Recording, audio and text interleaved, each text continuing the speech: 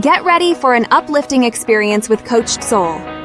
Join us as we bring you the dynamic duo of Steve Hudgens, a licensed professional counselor, and Kenya Evelyn, a transformational leadership coach.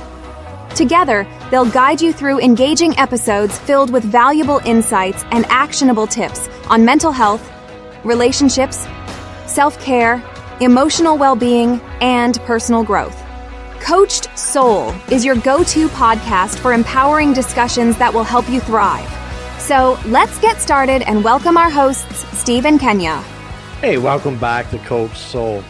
And one of the things we want to talk about today is more of what we call parental alienation syndrome.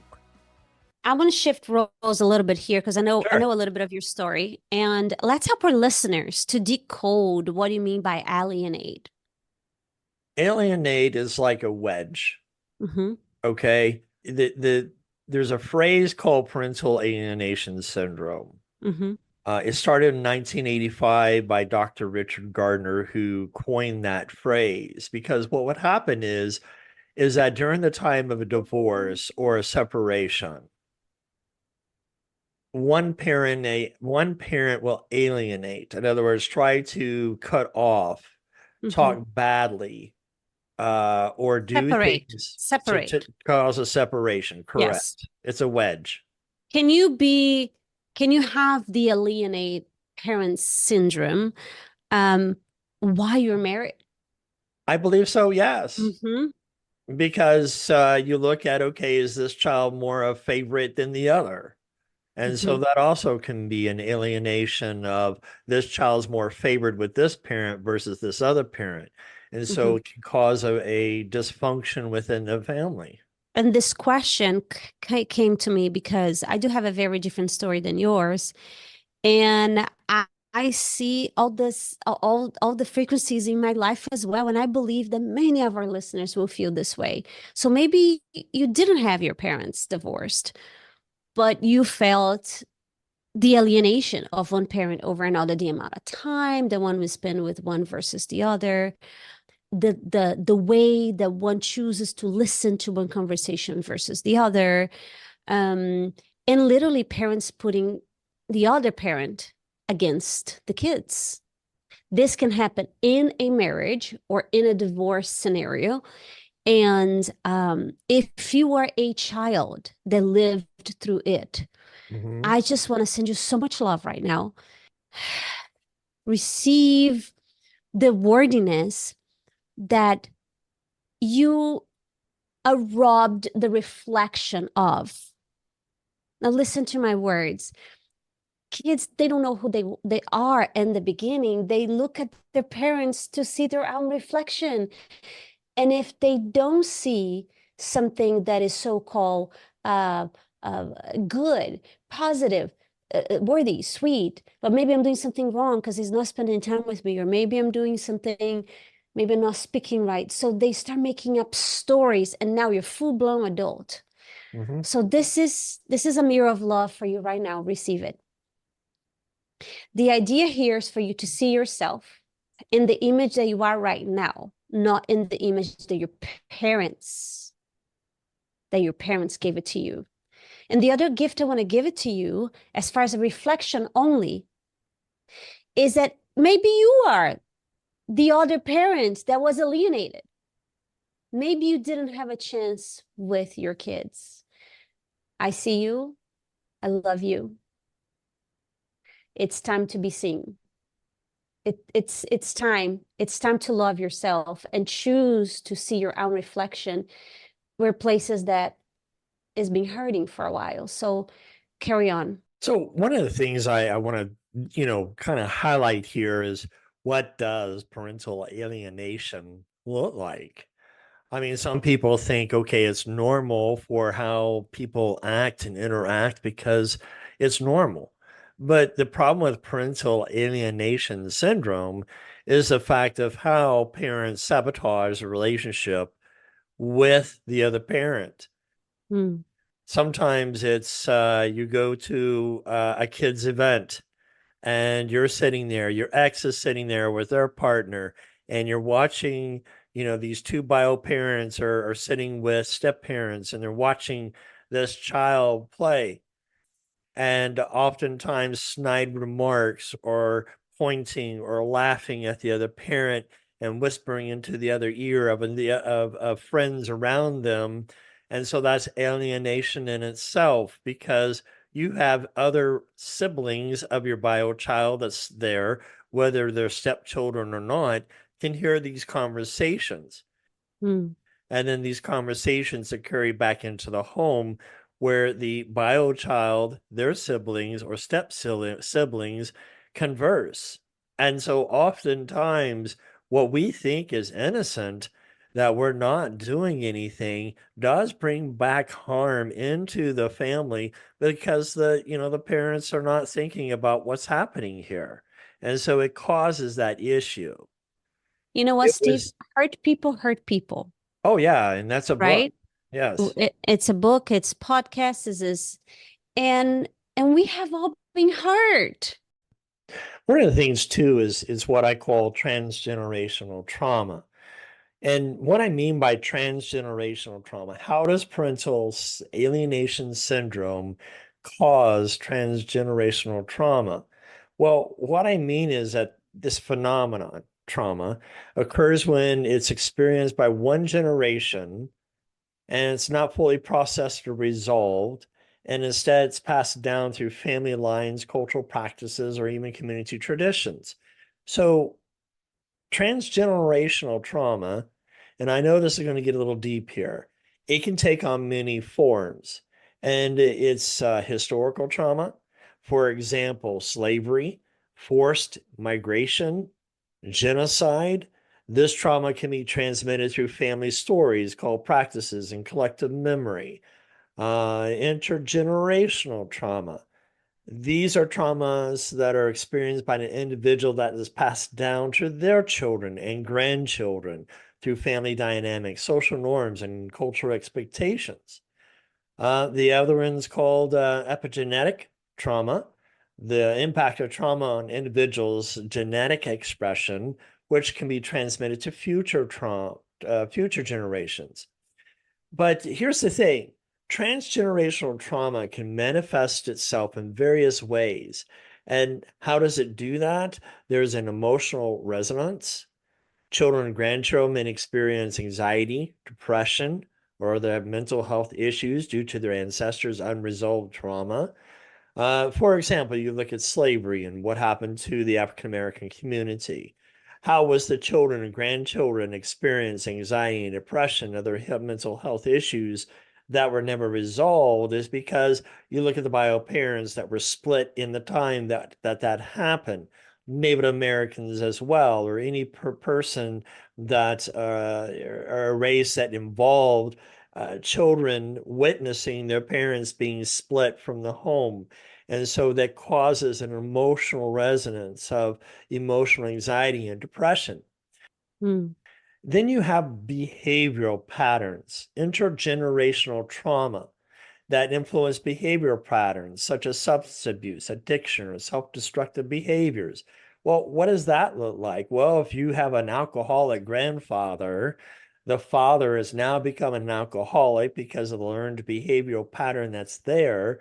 And then because the alcoholism is within the family of the generation, now the son has picked up those behavioral patterns. And so it's called a behavioral pattern intergenerational trauma. But it doesn't stop there. It gets into the cultural practices. Mm. Traumatic events can shape cultural practices and traditions, such as rituals or ceremonies. Family dynamics, I think we've kind of discussed that one. We'll continue to going a little further with the family dynamics as far as leading into conflicts, power struggles, or emotional distance. What I mean by emotional distance is when one person just shuts down and ghosts you, as a modern term is considered. And so here all of a sudden, that's a traumatic response to the brain. Because if you don't tell a person the reason why you're not talking to them and you stop all of a sudden, you might as well slam their head against a concrete flooring and cause them to have a concussion, Literally, that's what happens to the brain. And it does, research has shown the trauma that it causes to the brain. So ghosting like that, if you don't tell a person the reason why you're ghosting them or the reason why you're doing the transgenerational trauma, parental alienation syndrome, that's what's kind of happening. So when you think about parental alienation syndrome, it's scripted. It is a code of frequency that's placed within because this child doesn't know. Well, here's what's coming up for me. When you alienate the other parent, what are you telling the kids? Without telling the kids, I am your favorite. Correct. I am the only one that cares. So it comes out to you feel so unloved. You feel so in the depths of the DNA. You feel so not enough that you manipulate being enough. You feel so not enough. You feel so not loved that you take the other parent out of the picture willingly, and usually that person will be actually a good person. Right. That's actually the scientific studies, right? So that you're the only one in the spotlight, and now the kids have so and so no choice. Not that they don't have a choice, but you make yourself more present by deflating even the goodwill of the other parent. So And you I make want up to, stories. well, and the thing about it is that I want to clarify some things too, because, parental alienation syndrome is a scripted unhealthiness within that person. Exactly. When there is a dysfunction within a parenting styles between two people, it doesn't help. Mm. So one of the things when you think about parental alienation syndrome, it splits the parenting and it hurts the other parent, it hurts the children. And back in the day of in Oklahoma, there was a governor, that I did the research and brought information to him to say, look, if men had a capability of being able to parent and be able to look at it's not all the women who can take care of that child, but men can too, Mm. that there's toxicity, there's emotional abuse at sometimes that men go through that don't talk about the emotional abuse. And some experience there for me. I did go through some emotional abuse, but I'm not going to share that out on the open air. But we, meaning a men's group, got together. We were able to work with legislators to where laws got changed to mandatory joint custody. Mm. Because we felt like with mandatory joint custody, this helps men also to say, hey, we want to stand up. We want to take care of our children. We want to be there for our children. And some of us are pretty good, darn good fathers to our kids. Mm. And we don't like how sometimes the toxicity of what's there that tries to alienate the father away from the children. I want to stop you right there. Sure. For all the women out there that feel like you have to take care of the children because the men don't care. For all the things that have been said about just cultural, the kids needs to be with the mother, which obviously I'm a mother. I cannot imagine one day without my children, but so does a dad. Right. Children needs both. Children needs both. And I am not pro-divorce at all. I am pro peace, harmony, alignment, honesty, integrity. So if the integrity thing to do, if the move for integrity is to separate and be a co-parent in a healthy family, it is much better than to keep the family quote unit together where you no longer see each other as couple or have any desire to be that way. But kids need both. And trust me, I cannot imagine, truly, I cannot imagine parent all my three kids by myself. I need my husband. And Well, you know what I'm saying? Like the responsibilities and the love and the nurturing, the energy, the masculine energy, all of it. Everyone is robbed. you're right, Kenya. Everybody is robbed, including the children, and they hurt the most. What I'm seeing, and it's the fact that one parent goes to war with the other parent.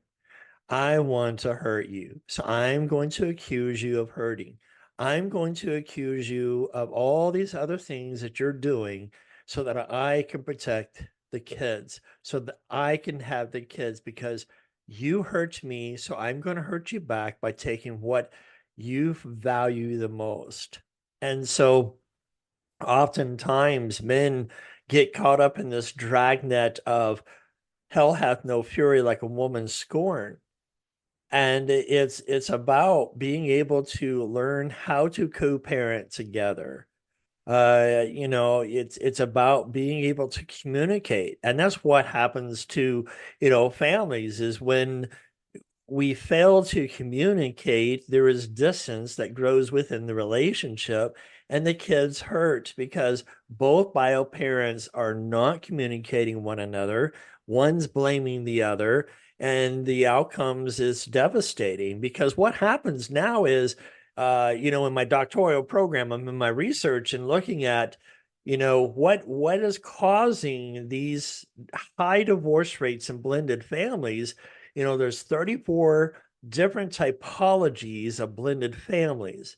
And so it makes it difficult sometimes to try to pinpoint what has caused the second divorce at 65% to fail over the others. And it's because kids are learning how to triangulate, manipulate, all because of what's happening with the other bio parent, accusing the other parent of doing things. Now, I've seen some good couples who can co-parent together, and sometimes these kids come out very normal and healthy, depending if the other parent remarries or stays single. And if that other parent remarries and that step parent's pretty good and wholesome and brings in some things, then kids can thrive. But when there is transgenerational trauma, so what does that mean? What does that look like? Is this way? I know of a family situation where the original, we're going to call her grandmother, divorced her husband. He took two children. She took two children. Hmm. And she alienated her two children away from the father, projecting and accusing that he was the bad father, when in fact that she had a mental disorder, bipolar, and some other things that had happened, and he was trying to take care of her, but because of that, she accused him and projected that. When the daughter married, that same characteristic carried over, meaning the characteristic of parental alienation began, of alienating her ex-husband children against him, stating that he's a bad parent. And there were some interesting fine facting factors that came out with this family, that she has a personality disorder that led into more harm and hurt to the children. Hmm. So it's a multifaceted phenomenon, that transgenerational trauma.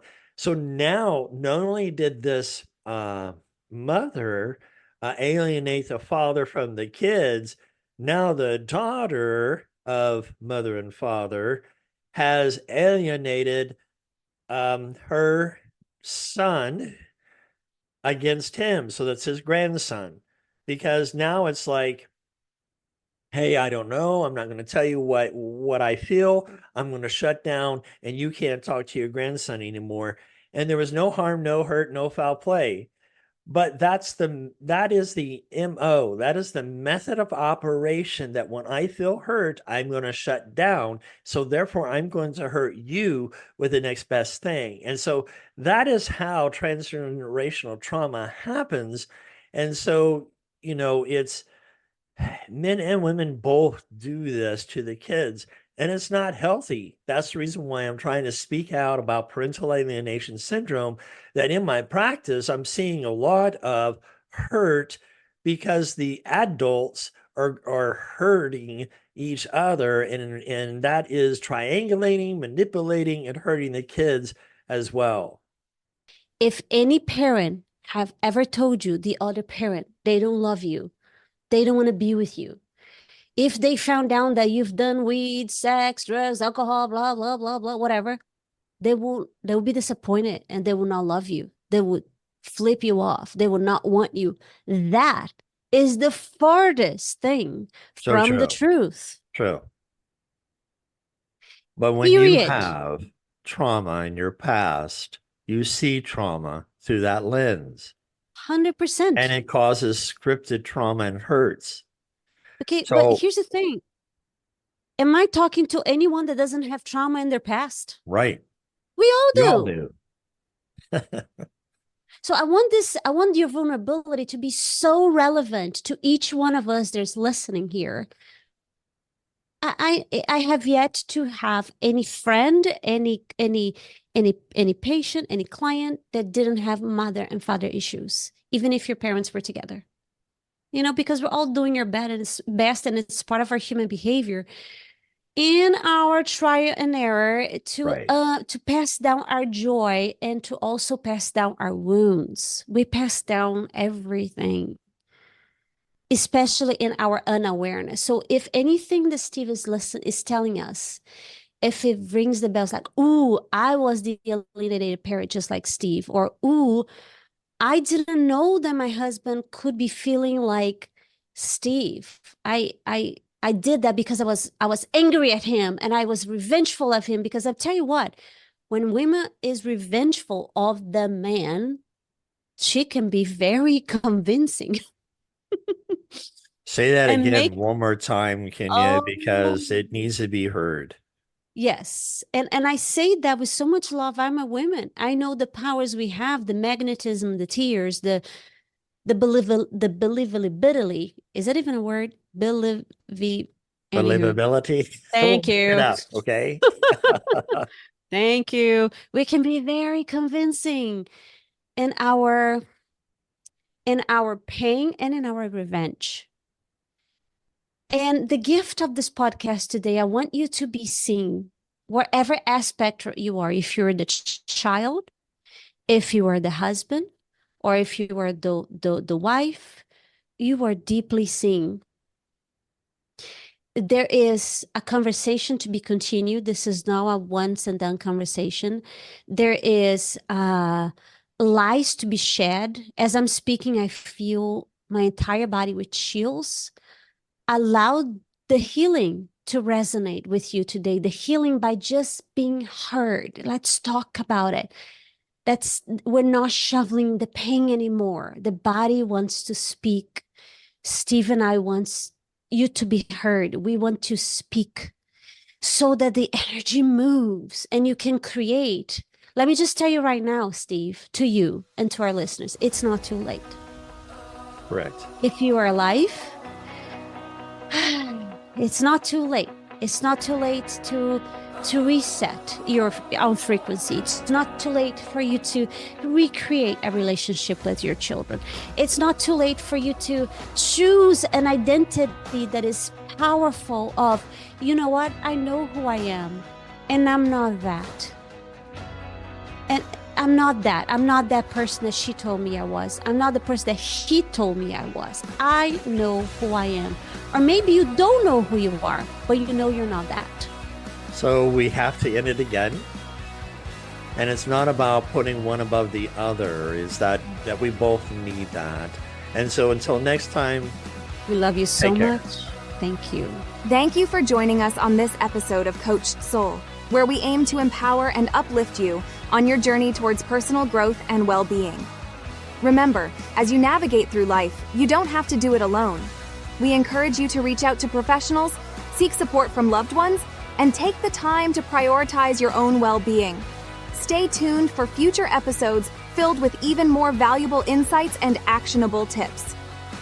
Remember, you have the power to thrive. And with Coach It Soul by your side, anything is possible. Until next time, take care, stay empowered, and keep shining your brightest light. For more information, contact Kenya at kenyacoachedsoul.com.